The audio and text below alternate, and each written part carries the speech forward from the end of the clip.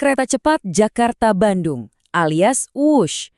Dulu, proyek ini digadang-gadang bakal jadi simbol kemajuan Indonesia. Tapi, nyatanya sekarang proyek megah ini justru membelah opini publik dan memicu perdebatan panas soal masa depan keuangan negara kita. Proyek paling konyol di seluruh dunia. Wow, ini bukan kata sembarang orang loh, tapi datang dari ekonom senior sekelas Faisal Basri.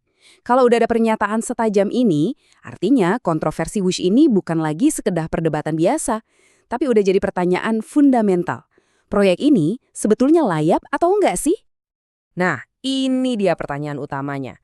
Gimana ceritanya sebuah proyek yang ambisius banget, yang katanya bakal jadi kebanggaan, malah berpotensi jadi beban finansial dan politik buat negara? Yuk kita bedah dari akarnya, kita mulai dari masalah intinya, soal duit. Oke, bagian pertama, lubang hitam finansial. Mari kita lihat angka-angka di balik proyek WUSH ini. Karena dari sini, kita bakal dapat gambaran utuh soal seberapa besar masalah yang lagi kita hadapi. Biaya total proyek ini tembus 118 triliun rupiah. Angka ini bengkak parah dari rencana awal yang cuma 1.084 triliun rupiah. Pembengkakan biaya sampai 34 triliun ini, inilah awal dari semua masalahnya. Nah, coba lihat perbandingan yang bikin geleng-geleng kepala ini. Pendapatan dari tiket setahun itu pun dengan asumsi paling optimis, paling banter cuma 1,5 triliun. Sementara bunga utangnya aja udah 2 triliun setahun. Jadi buat bayar bunganya aja udah nombok. Kita bahkan belum ngomongin bayar pokok utangnya loh. Gimana coba model bisnis kayak gini mau jalan?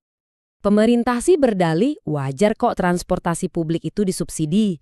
Kan ada manfaat ekonomi lainnya, kayak MRT di Jakarta.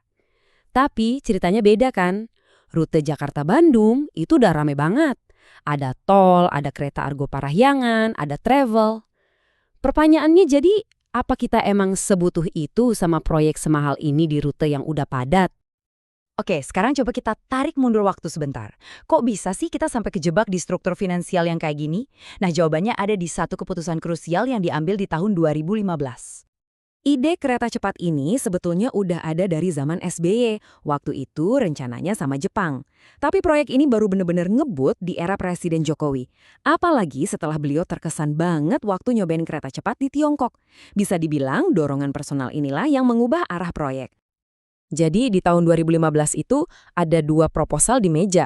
Dari Jepang tawarannya bunga super rendah, cuma 0,1%. Tapi syaratnya minta jaminan dari pemerintah. Nah, di sisi lain, Tiongkok datang dengan bunga lebih tinggi, 2%. Tapi dengan skema business to business alias B2B. Katanya sih tanpa jaminan pemerintah. 2 pendekatan yang beda banget. Dan disinilah titik baliknya. Indonesia memilih proposal Tiongkok. Alasannya, ada satu janji yang kedengarannya manis banget. Proyek ini murni business to business, jadi nggak akan membebani APBN sepeser pun. Sebuah janji yang, ironisnya, justru jadi inti dari semua masalah. Sekarang mari kita lihat apa akibat dari keputusan di tahun 2015 itu. Kita bakal fokus gimana janji-janji awal yang manis itu akhirnya ya nggak terpenuhi. Dulu itu proyeksinya optimis banget, katanya bisa angkut 50.000 sampai 60.000 penumpang tiap hari. Kenyataannya sekarang jauh panggang dari api. Angkanya bahkan nggak sampai setengah dari target paling rendah.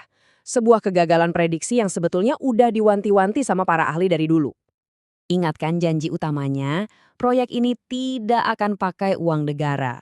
Itu alasan utama kenapa proposal dari Tiongkok yang akhirnya dipilih. Dan inilah kenyataannya.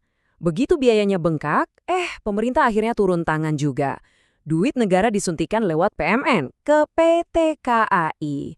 Jadi, janji sakti tanpa APBN itu pun resmi gugur. Situasinya jadi makin serius waktu muncul tuduhan adanya markup atau penggelembungan biaya dan resiko yang paling menakutkan dari semuanya, jebakan utang. Kecurigaan soal markup ini makin kuat kalau kita lihat data ini. Biaya bangun per kilometer di Indonesia itu hampir 3 kali lipat lebih mahal daripada di Tiongkok sendiri. Pertanyaannya kan jadi simpel, selisih uang yang segitu gedenya itu lari kemana ya? Pernyataan keras dari Pak Mahfud MD ini langsung menghubungkan masalah finansial ini sama ancaman kedaulatan negara.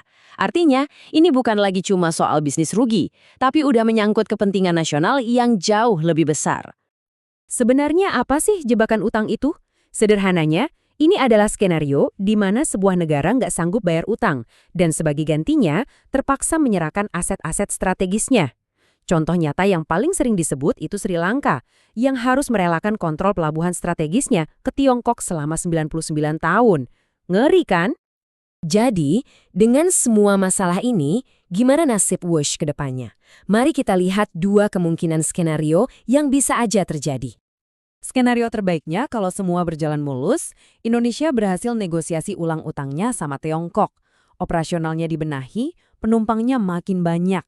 Proyek ini mungkin baru akan untung puluhan tahun lagi, tapi seenggaknya nggak terus-terusan menggerogoti kas negara. Lalu skenario terburuknya, kalau negosiasi gagal dan Indonesia nggak mampu bayar, pilihannya cuma dua, dan dua-duanya mengerikan. Opsi pertama, bailout besar-besaran pakai uang pajak kita semua. Opsi kedua, yang paling ditakutkan, kita terpaksa menyerahkan aset strategis negara. Pada akhirnya, semua ini kembali ke satu pertanyaan yang sangat mendasar. Apakah proyek raksasa ini benar-benar dirancang untuk kepentingan dan manfaat rakyat? Atau ini lebih ke proyek yang didorong oleh ego dan gengsi politik? Sebuah pertanyaan yang perlu kita renungkan bersama.